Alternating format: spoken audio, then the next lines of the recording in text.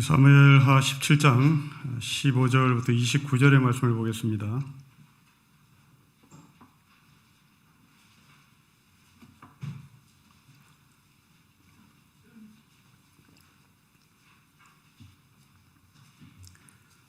사무엘하 17장 15절부터 29절의 말씀을 우리 한 절씩 기도하겠습니다. 15절입니다. 이에 후세가 사독과 아비아달 두 제사장이 이르되 아히도벨이 압살롬과 이스라엘 장로들에게 이러이러하게 계략을 세웠고 나도 이러이러하게 계략을 세웠으니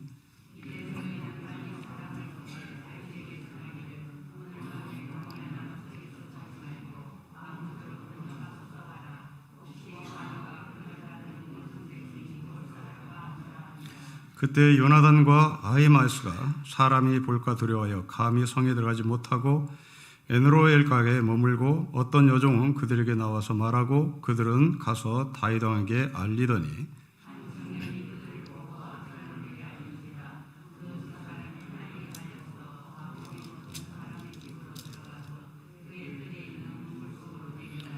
그 집 여인이 덮을 것을 가져다가 우물 아귀를 덮고 찌은 곡식을 그 위에 놀매 전혀 알지 못하더라.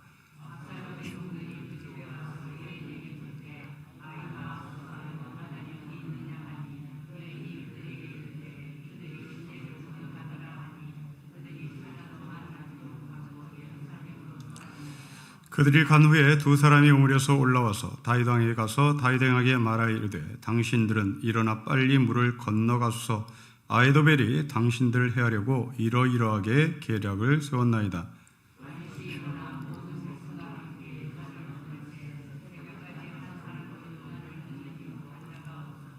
아히도벨이 자기 계략이 시행되지 못함을 보고 나귀의 안장을 지우고 일어나 고향으로 돌아가 자기 집에 이르러 집을 정리하고 스스로 목매어 죽음에 그의 조상의 묘에 안장되니라.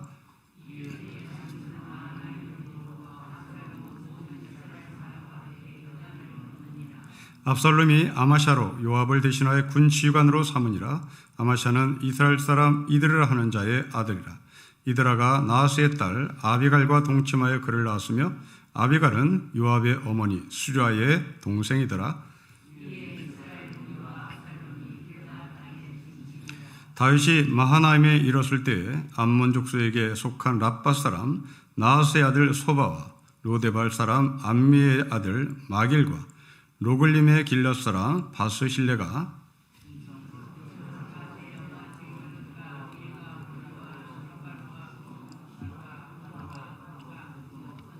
같이 읽겠습니다. 꿀과 버터와 양과 치즈를 가져다가 다윗과 그와 함께한 백성에게 먹게 하였습니다. 이는 그들을 생각에 백성이 들에서 시장하고 고나고 목마르겠다 함이더라. 아멘. 자, 오늘 본문은 다윗이 망명정부를 세운 마하나임에서 있었던 이야기입니다. 그러니까 우리나라도 망명정부를 세운 적이 있죠. 일제강점기 때 상해 그리고 중경에 임시정부가 있었습니다. 그런 것처럼 다윗도 지금 임시정부를 마하나임에 세웠는데 그 이유는 아들 압살롬이 다윗 왕에게 쿠데타를 반역을 일으켰기 때문에 그렇습니다.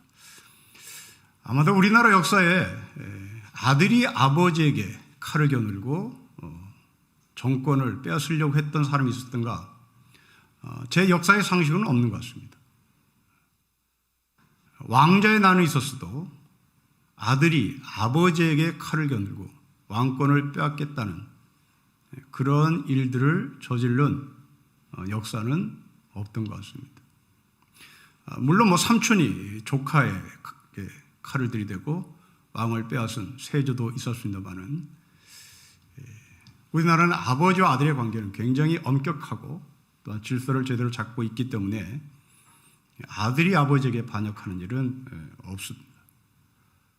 그런데 이스라엘 사람들은 아들 압살롬이 아버지 다윗에게 왕권을 빼앗겠다고 칼을 들이댔습니다. 다윗은 황급해서 도망을 가고 마하나임이라는 곳에 임시정부를 세웠다는 이야기입니다. 이 임시정부를 세우는 과정을 오늘 본문에 자세히 기록하는데 다윗이 예루살렘에 첩자로 보낸 후세를 통하여 압살롬이 다윗 왕을 공격하려고 지금 준비하고 있다 하는 전가를 보냅니다. 압살롬은 다윗을 공격하죠. 그러나 실패합니다. 아히도벨이라고 하는 이 책략가가 이 소식을 듣고 스스로 자살을 합니다. 압살롬의 전술은 실패로 돌아오고 말았고 다윗은 하나도 다치지 않은 채 임시정부를 세우는 데 성공합니다. 자, 오늘 본문을 이해하기 위해서 우리는 지난번에 나눴던 말씀을 좀 정리하고 돌아가야 될 것 같습니다. 압살롬이 아버지 다윗을 추격합니다. 황급했던 이 다윗은 요단을 건너죠. 이 요단을 건넜다는 것은 이제 실패가, 왕권의 실각이 목전에 가까이 왔다는 얘기입니다. 이제 이 다윗을 어떻게 처리할 것인가만 남아있는 것이 압살롬의 승기를 잡은 현실입니다. 이때 아히도벨이라고 하는 책략가가 압살롬에게 다윗을 어떻게 처리할 것인지를 이야기합니다. 또한 다윗이 첩번으로 정번으로 심었던 후세도 이 압살롬에게 다윗을 어떻게 처리할 것인지를 제안합니다. 아히도벨이 압살롬에게 제안한 전술 전략은 다윗만 쳐라, 다윗만 죽여라, 나머지는 모두 다 살려서 당신의 노예로 삼아라. 이것이 아히도벨이 압살롬에게 제안한 전술 전략이었습니다. 후세는 아니다, 모조리 다 죽여야 된다. 서로 차이가 있었습니다. 자, 이제 그 전술 전략을 여러분 머릿속에 두고 오늘 본문을 들어가야겠습니다. 자, 이제 이 압살롬은 이 두 사람이 제안한 전술 전략을 어떤 것을 택하는지 지금 아무도 모릅니다. 그러나 분명한 것은 후세의 전략보다 아히도벨의 전략이 좀 더 구체적이고 실제적입니다. 후세는 애매모호하게 얘기합니다. 그냥 다 죽이자. 이것이 후세가 압살롬에게 제안한 제안이었습니다. 그러나 아히도벨은 내가 맨 앞장에 서겠다. 편대도 정합니다. 그리고 내 군대에 매복조가 어디에서 매복할 것이다 하고 지점까지도 정합니다. 반면에 후세는 그냥 모조리 다 죽이자. 어디에서 어떻게 다윗을 죽일지에 대한 방법이 전혀 없었습니다. 그러면 당연히 이 압살롬은 아히도벨의 제안을 따랐어야 옳습니다. 그러면 다윗은 어떻게 될지 모릅니다. 그런데 여기에 하나님이 개입합니다. 여러분 14절 말씀 보십시오. 14절 같이 읽겠습니다. 시작. 압살롬과 온 이스라엘 사람들이 이르되 아렉 사람 후세의 계략은 아히도벨의 계략보다 낫다 하니 이는 여호와께서 압살롬에게 화를 내리하사 아히도벨의 좋은 계략을 물리치라고 명령했습니다. 아히도벨의 전략은 아주 실제적이었습니다. 그런데 하나님이 개입해서 압살롬은 아히도벨의 전략을 선택하지 않고 애매모호하게 말했던 이 후세의 전략을 택하도록 압살롬의 마음을 움직입니다. 여러분, 임진왜란에서 우리가 패한 이유도 이와 비슷합니다. 당시 선조는 일본에 통신사 2명을 보냅니다. 한 사람은 김성이라는 사람, 한 사람은 황윤길이라는 사람입니다. 이 두 사람이 선조에게 돌아와서 보고하는 내용입니다. 김성일의 보고입니다. 일본 간단하다. 보안이 우리의 까면 안 된다. 제 아무리 일본이 까불어도 우리 앞에 그냥 찻잔에 파도일 뿐이다. 그렇게 보고합니다. 황윤길은 정반대로 얘기합니다. 이건 심각하다. 우리는 만반의 태세를 다해야 될 것 같다.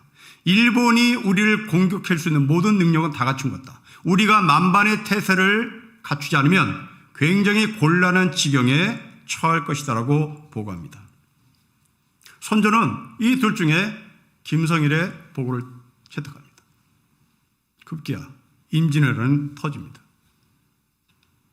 여러분, 전쟁이라면 누가 제일 고생입니까? 군인? 아닙니다. 우리입니다.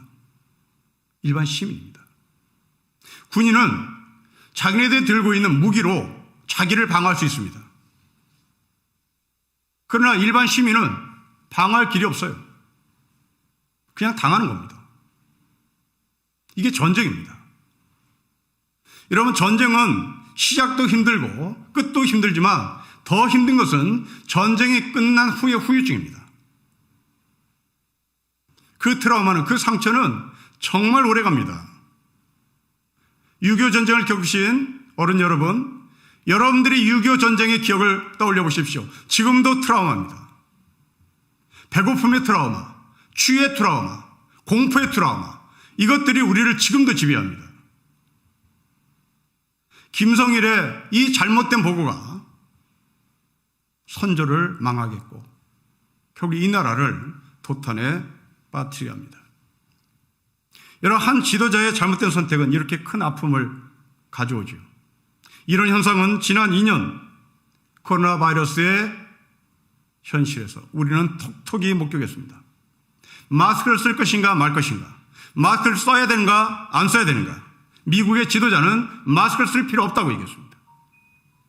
그런데 급기야 그 사람이 코로나에 걸렸어요. 그리고 마스크를 그 사람도 허겁지겁 쓰기 시작했습니다. 여러분, 한 지도자의 결정, 한 지도자의 말, 이게 이만큼 한 공동체를 안전하게 사는 환경을 만드냐, 무서운 환경으로 우리를 몰아치느냐, 이게 바로 지도자의 결정입니다. 전쟁은 되도록 하지 말아야 하는 겁니다. 다른 방법을 찾아야 됩니다. 여러분, 우리나라에 전쟁이 일어난다고 가정해 보십시오. 서울에 있는 저 높은 빌딩들은 어떻게 될까요? 롯데월드는 어떻게 될까요? 우리는 아직도 이 전쟁에서 해방된 민족이 아닙니다. 우리는 여전히 전쟁이라는 것을 안고 살아가는 사람입니다. 여기에 전쟁을 하자, 할 수 있다, 이렇게 말하는 것은 정말 위험합니다. 여러분들이 허리띠 졸라매고 사우디아라비아에서 모래바람을 맞아가며 달러를 벌어들여 그 돈으로 저 높은 빌딩을 세웠는데 저 빌딩들이 한순간에 무너지면 우리는 또다시 사우디아라비아에 돈을 벌러 모래바람을 맞고 인력 수출을 해야 하는 겁니다. 이건 끔찍합니다. 동물병원에서 의사로 일하는 한 자매와 이야기를 나눈 적이 있습니다. 수의사가 된 사람들은 동물병원을 차리든지 아니면 농업 지도사가 되든지 선택의 폭이 대단히 좁답니다. 둘 중에 하나랍니다. 그런데 이 농업 지도사로 가면 하는 일이 여러 동물들을 돌보는 것 중에 구제역이 생겼을 때 살처분하는데 사인을 해야 되는, 그리고 그 자리에 참관을 해야 되는 책임이 이 수의사들에게 있답니다. 여러분 알다시피 수의사들은 대부분 여성들이 합니다. 여학생들이 입학을 하죠. 이 여학생들이 동물병원의 의사로서의 삶을 살지 않고 내가 농업을 살려버리라 하고 농촌에 들어가서 농업지도사 일하다가 이 구제역이 발생되면 몇 천 마리 돼지를 살처분해야 하는데 거기에 결정권을 자기가 갖고 있고 도장을 찍고, 그리고 그 수천 마리의 돼지가 살처분 당하는 현장에 자기가 증인으로 서 있어야 합니다. 여러분 상상해 보십시오. 수천 마리의 돼지가 꿀꿀꿀꿀 웁니다. 나 살려달라고 울어요. 그 엄청난 구덩이에 한꺼번에 들어갑니다. 이 연약한 여성이 그것을 목격하고 결국 모든 일을 못하는 이 끔찍함이 그들 사이에 다 퍼져. 나는 굶어 죽었지. 절정 동물병으로 남겠다. 농업주사는 못하겠다. 하물며 전쟁입니다. 여러분, 사형제도가 있어야 하느냐 말아야 하느냐 찬반 토론을 벌인 적이 오래전에 있었습니다. 여러분들은 사형제도가 존재해야 된다고 생각합니까? 폐지해야 된다고 생각합니까? 이 사형제도를 제일 강하게 폐지하고 싶은 사람, 강하게 폐지한다고 주장하는 사람이 누군지 아십니까? 교도관들입니다. 사형에 직접 참여하는 교도관들은 끔찍하답니다. 내가 앞으로 이것을 목도하고 증인으로 그 자리에 선 이후에 어떻게 살아야 할지, 얼마나 고통스럽게 살았던 선배들의 삶을 직접 목격했기 때문에 그렇습니다. 하물며 전쟁입니다. 전쟁을 할 수 있다? 이건 무서운 말입니다. 그것도 제대로 된 전쟁. 그러나 이 압살롬은 후세에 어설픈 전략을 받아들여 다윗과 전쟁을 치릅니다. 자, 이 다윗과 전쟁을 치르기 직전에 이제 전조 증상이 보이는데요. 여러분 17절 말씀 보겠습니다. 15절부터 17절까지 다윗에게 돌아오는 첩보의 이야기입니다. 여러분 17절만 보시면 동사를 찾아보십시오. 동사를 보면 못하고, 머물고, 말하고, 알리더니 숨가쁘게 뭐가 움직입니다. 조선시대에 비상이 걸렸을 때 봉화가 타오르는 듯한 그런 그림이 보입니다. 후세와 다윗은 대단히 조직적으로 지금 다윗에게 통신망을 전달하고 있습니다.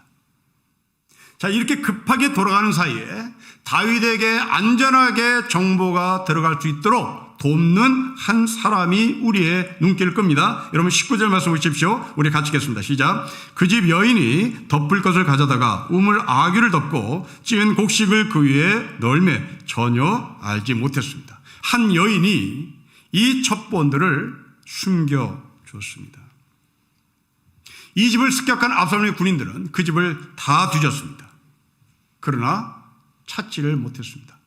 이 여자는 그 습격한 압살롬의 군대에게 그 사람들 나루를 건넜다고 이야기하죠. 여러분 18절부터 20절 말씀을 제가 읽어보겠습니다. 시작. 한 청년이 그를 보고 압살롬에게 알린지라 그 두 사람이 빨리 달려서 바울임 어떤 사람의 집으로 돌아가서 그의 뜰에 있는 우물 속으로 내려가니 그 집 여인이 덮을 것을 가져다가 우물 아귀를 덮고 찌은 곡식을 그 위에 널매 전혀 알지 못하더라. 압살롬의 종들이 그 집에 와서 여인에게 묻되 아히마스와 요나단이 어디 있느냐 하니 여인이 그들에게 이르되 그들이 시내를 건너가더라 하니 그들이 찾아도 만나지 못하고 예루살렘으로 돌아갑니다. 다윗을 도와줬던 한 여인, 우리는 누군지 궁금합니다. 그러나 성경은 이 사람의 이름을 기록하지 않습니다. 자, 여기서 우리는 잠깐 다윗이 만났던 여인 바세바입니다. 다윗은 자기가 강한 권력을 들고 있을 때 그 권력으로 한 남편의 부인인 바세바를 자기 힘으로 눌렀습니다. 그런데 지금 그 다윗이 한 이름 없는 여인에게 도움을 받습니다. 그것도 보통 도움이 아니라 전쟁에서 실패하지 않고 자기의 왕권을 빼앗기지 않는 그런 도움을 받습니다. 이런 우리가 살아가면서 경험하는 경험이 아닌가 싶습니다. 남자가 세상을 평정했을 때 여자들은 남자들의 놀이개감으로 피해를 본 경우가 정말 많습니다. 그런데 여성이라는 존재는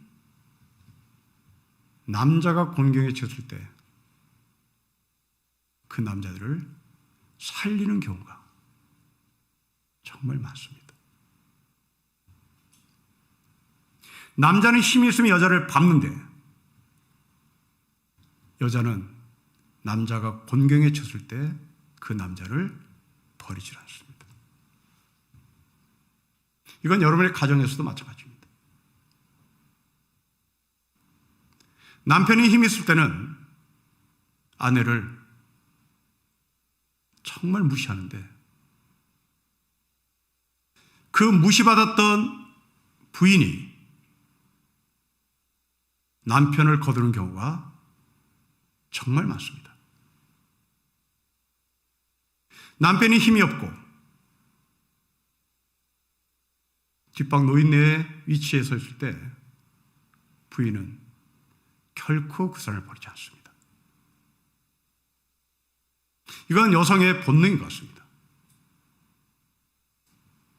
남성은 힘이 있을 때 여인을, 자기 아내를 잘 챙기고 함께 아름다운 인생을 걸어가지 못하고 마음대로 휘두르지만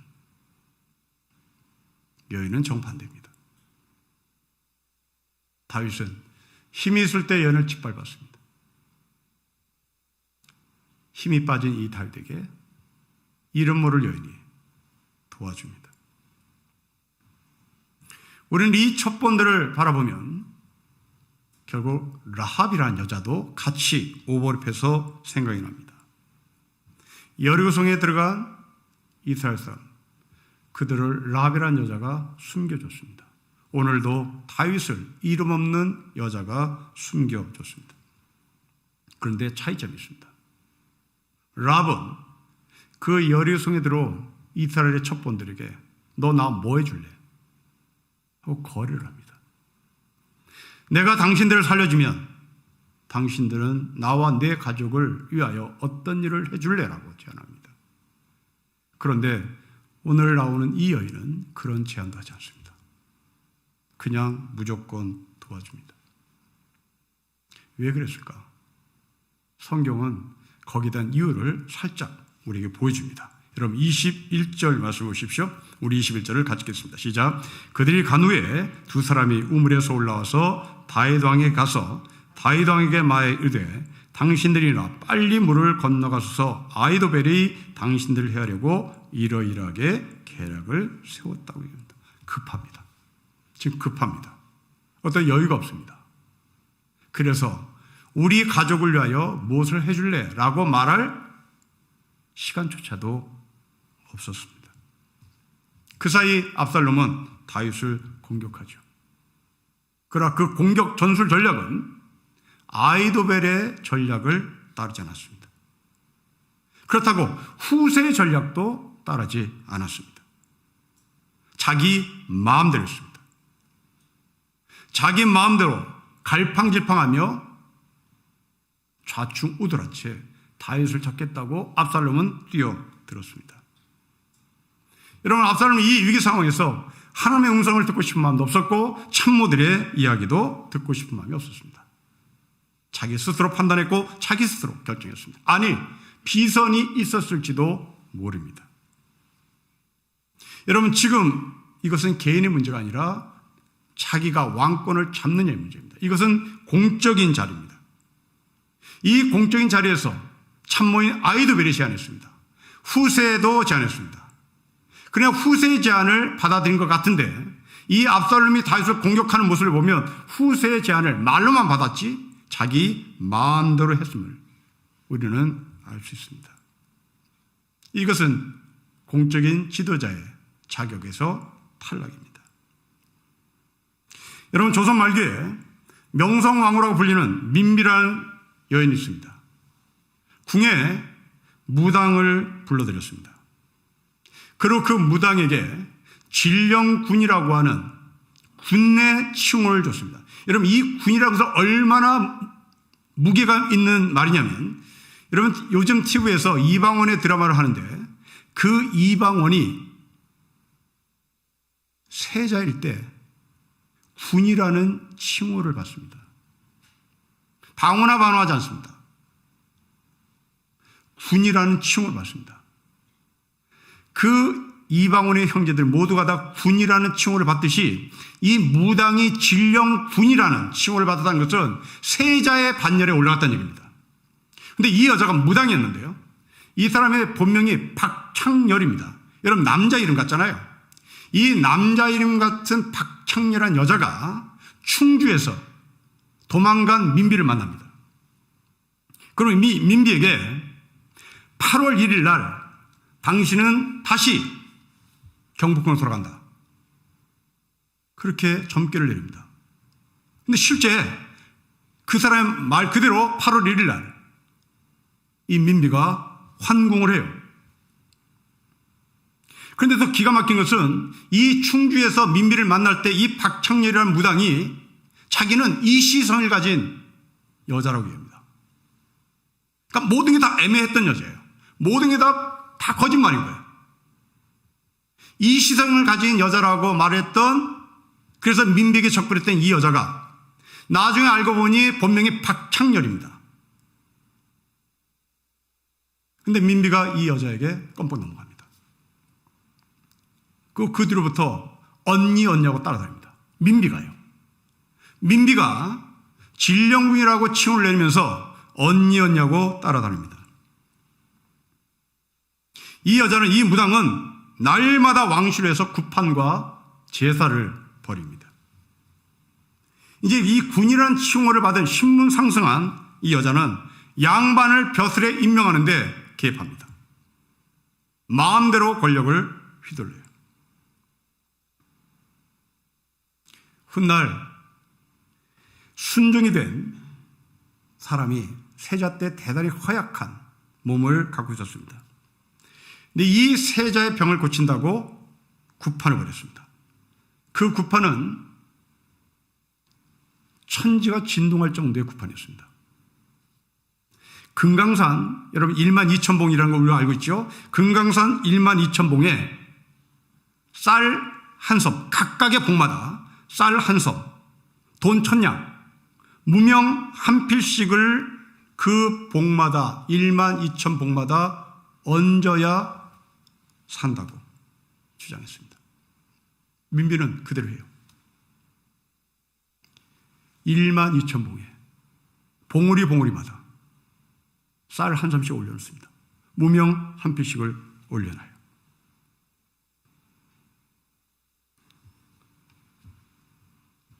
그 무당만 믿었던 거죠. 이 여자가 하늘 높은 지으로 올라갔던 이 무당은 자신이 관우의 딸이라고 또 속이기 시작합니다. 그리고 나랏돈으로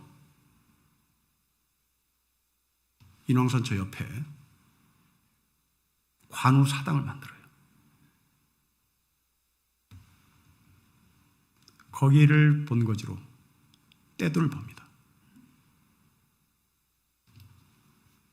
왕과 왕비는 그 관우의 집에 들어가 구판을 벌이기도 합니다. 그 민비가 일본의 낭자들에 의해서 난자를 당합니다. 이게 우리의 현실의 역사입니다. 꾸며낸 얘기가 아닙니다.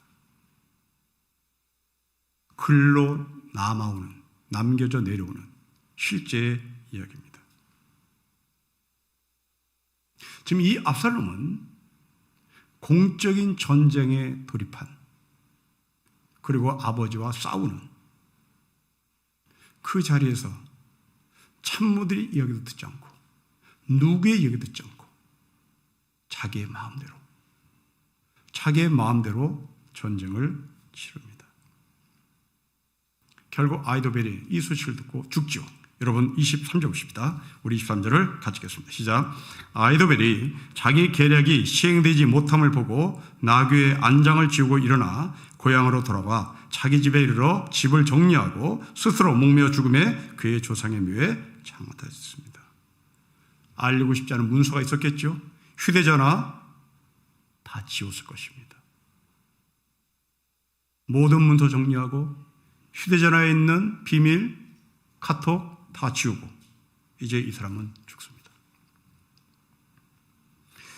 여러분, 이 사람이 죽었다는 것을 어떤 의미를 가지고 있을 것일까?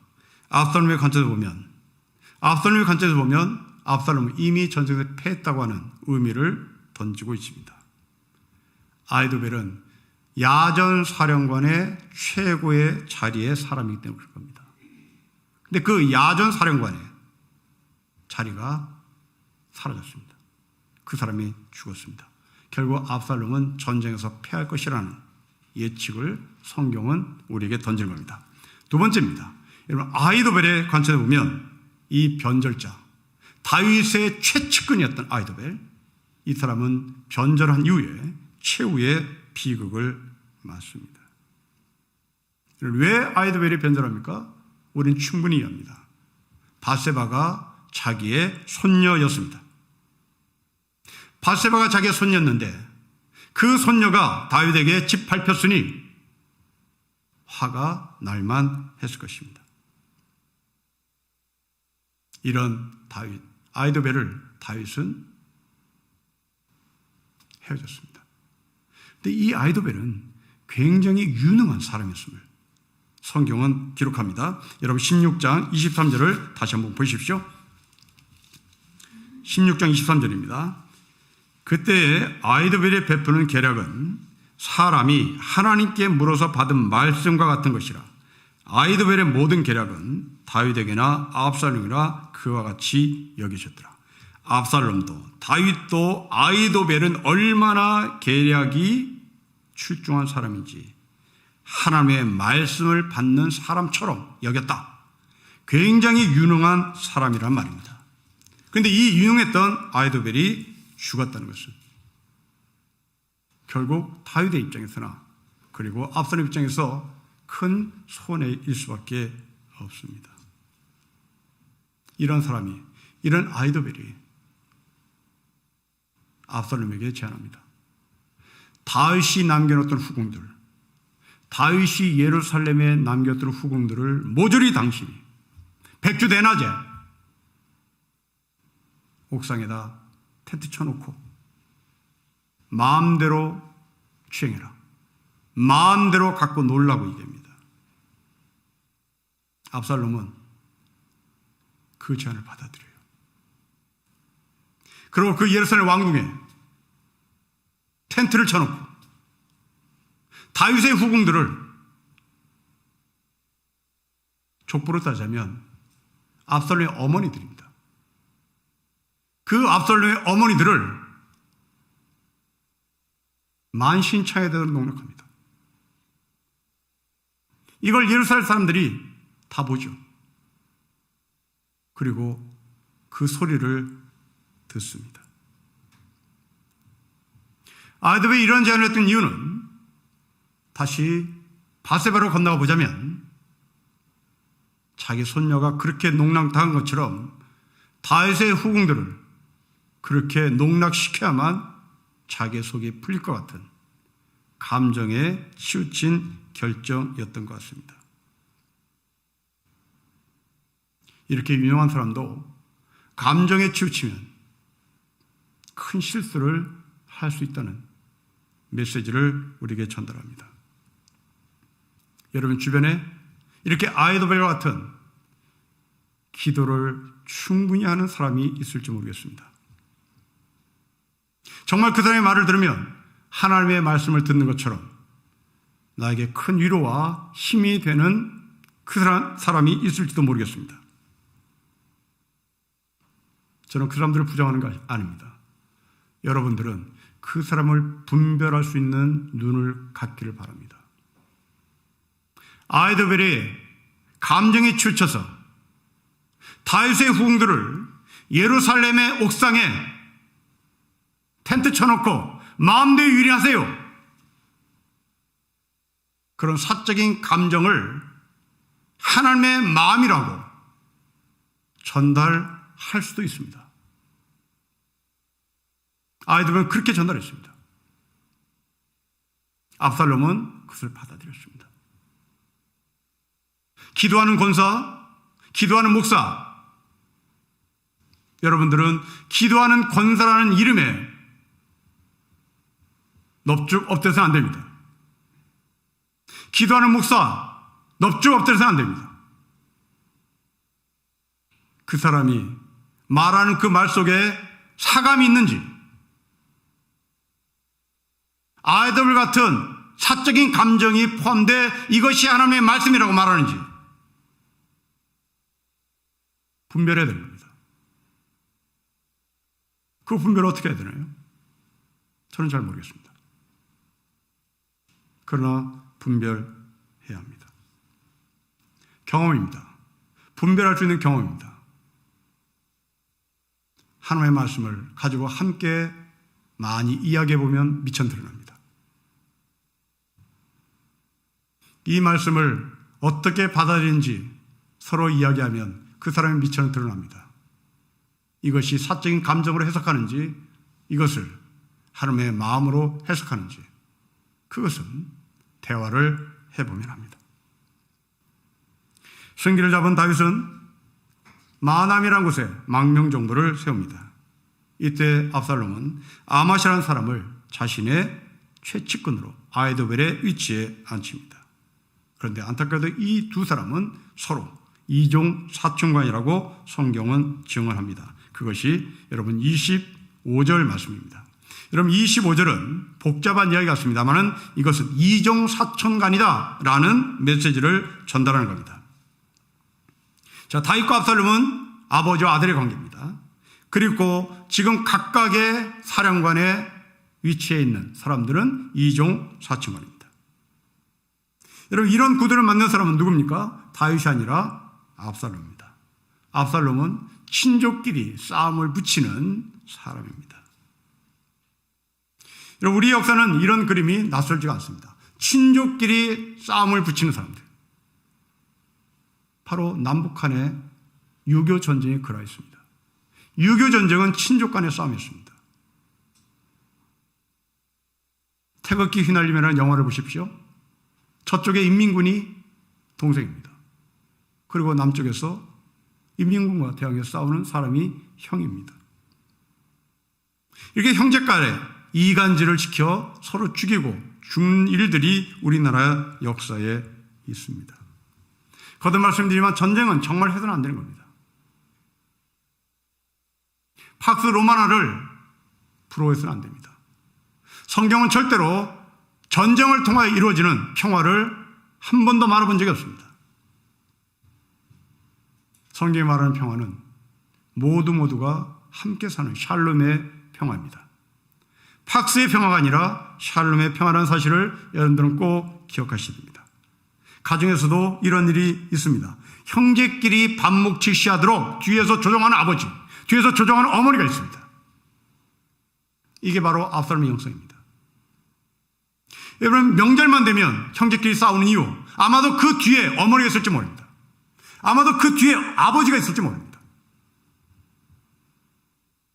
지금 압살롬은 그렇게 반목질시하도록 이종 사촌을 상대방의 사령관의 위치에 갖다 앉혀놨습니다. 이번 설날 여러분 어떻게 지내셨습니까? 또 형제끼리 싸웠습니까? 왜 싸웠습니까? 누가 싸우도록 뒤에서 조종했습니까? 아버지 아닙니까? 어머니 아닙니까? 이런 가정은 정말 소망 없습니다. 이런 구조를 여러분들은 버려야 할 것입니다. 그런 구조에 말리지 말아야 할 것입니다. 다윗과 압살롬 서로 아버지와 아들로서, 그리고 밑에 사령관을 이종 사촌을 세워놓고 피 흘리는 전쟁을 치렀습니다. 이때 이 망명정부에 다윗을 도왔던 사람을 보십시오. 여러분 27절 말씀 보겠습니다. 우리 같이 읽겠습니다. 시작. 다윗이 마나임에 이르렀을 때 암몬 족속에 속한 납밧 사람 나하스의 아들 스비와 로데발 사람 암미엘의 아들 마길과 로글림 길라 사람 바르실레. 여러분 이 사람들은 다 이방인들입니다. 다윗을 도운 사람이 예루살렘이 아니라 이스라엘 사람이 아니라 이방인들. 다윗은 자기 아들에게 버림을 받았으나 이방인에게 도움을 받습니다. 자기 아들은 자기를 죽이려고 했으나 이방인들은 자기를 살려냅니다. 자기 아들은 자기를 배관시했으나 이방인들은 다윗을 환대했습니다. 여러분, 인생살이에서 경험한 다윗의 경험은 우리에게도 있습니다. 여러분들이 교회 식구들이 피를 나눈 형제 자매들보다 더 친한 경우가 있습니다. 오늘 이야기가 그 이야기입니다.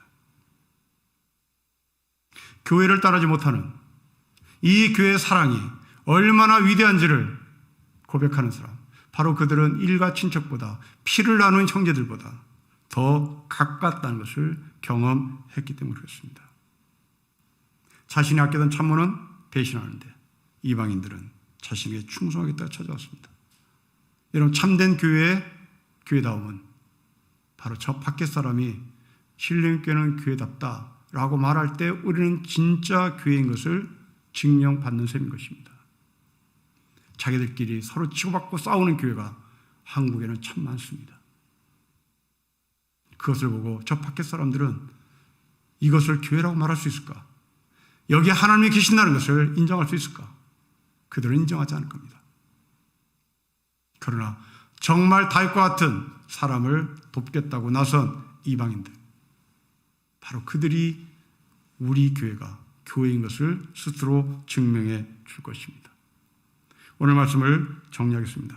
참된 지도자는 결정을 잘 하셔야 합니다. 이제 여러분들은 이 나라의 지도자입니다.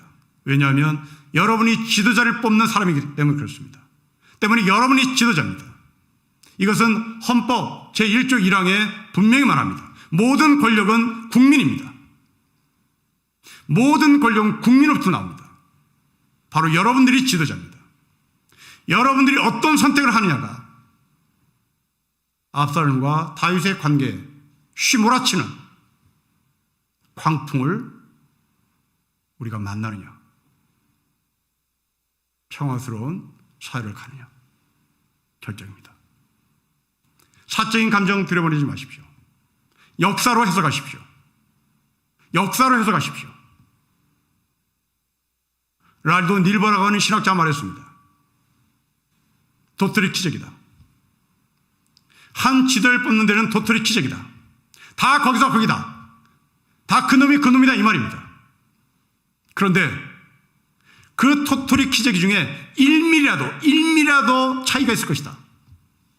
그걸 봐라. 1mm라도 차이가 있을 것이다. 거기에 표를 던져야 한다.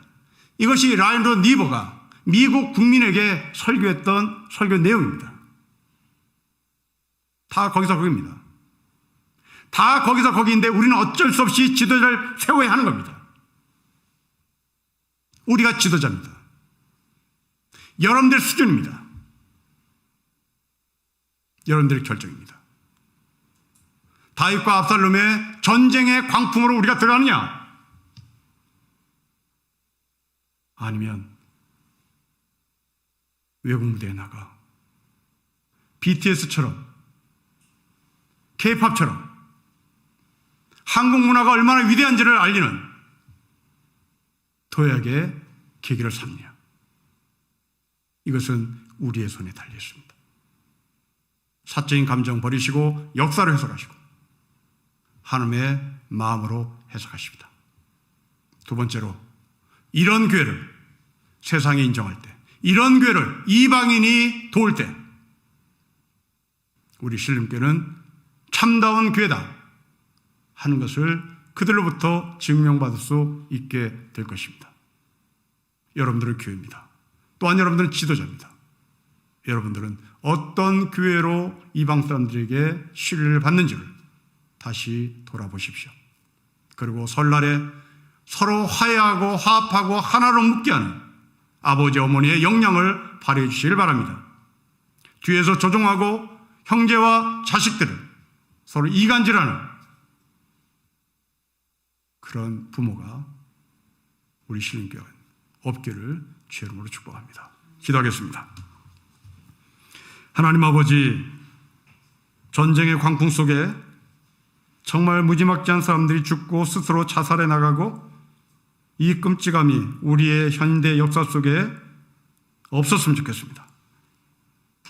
전쟁을 주장하는 사람들, 전쟁의 살기라고 말하는 이상한 사람들, 저희가 구별할 수 있는 눈을 갖게 하시고 정말 하나님께서 이 땅에 내리신 하늘의 평화, 샬롬의 나라, 하나님이 통치하시는 하나님의 거룩한 나라가 되도록 우리를 깨어있게 하시고 우리가 참된 교회로 자리매김하는데 거룩하게 살게 하여 주옵소서. 주 예수 그리스도의 이름으로 기도합니다. 아멘.